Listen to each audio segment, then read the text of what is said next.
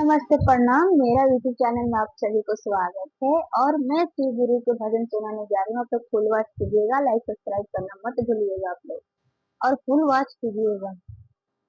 काशी के भांगे बड़ा नामी ओ भोला पी के तू जइहा। काशी के भांगे बड़ा नामी ओ भोला पी के तू जइहा।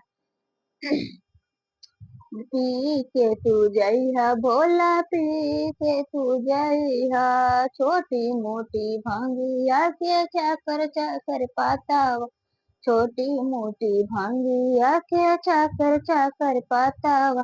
पीसी पीसी शरबत बनाई ओ भोला, पी के तू जइहा।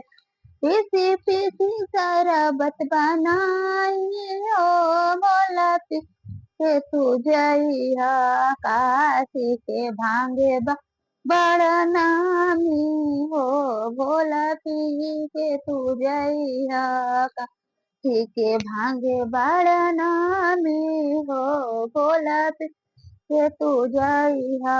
सोने के आसन सोने सिंहासन, सोने के आसन सोने सिंहासन। आई के बैठी असनिया हो भोला, धोई चरनी। आई के बैठी असनिया हो भोला, धोई चरनिया।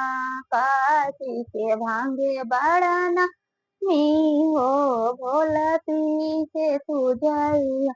अपने जेती अपना भगतों, अपने जेती हूँ अपना भगतों के पिलाए। मैं जेती हूँ अपना भगतों के पिलाए। झूमी झूमी कगाई न भजनिया ओ भोला, पी के तू जइहा। काशी के भांगे बड़ा हो भोला, पी के तू जइहा। काशी के भांगे बड़ा नानी हो भोला, पी के तू जइहा। लाइक सब्सक्राइब करना मत भूलिएगा आप लोग, प्यारा सा कमेंट कीजिए।